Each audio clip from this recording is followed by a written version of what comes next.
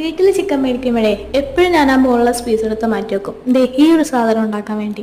അപ്പോൾ ആ ചിക്കൻ എടുത്തിട്ട് നീളന്ന് തോന്നിക്കുന്ന രീതിയിൽ കട്ട് ചെയ്തെടുക്കാം. അതിലേക്ക് ഉപ്പ്, കുരുമുളക്, പിന്നെ മുളക് പൊടി, ഇഞ്ചി വെളുത്തുള്ളി ചതച്ചത്, പിന്നെ സോയാ സോസ്.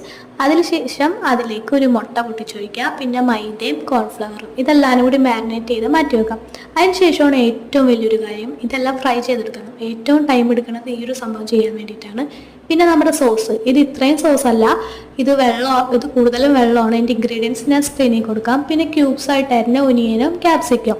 ആദ്യം തന്നെ ഇച്ചിരി ഇഞ്ചി വെളുത്തുള്ളി ചതച്ചത് ഓയിലിലേക്ക് ഇടാം. അതിനുശേഷം 2 വറ്റൽമുളക്, പിന്നെ നമ്മുടെ ഒനിയൻ നല്ല രീതിക്ക് സോഫ്റ്റ് ആയതിനു ശേഷം മാത്രം ക്യാപ്സിക്കം ഇടാം.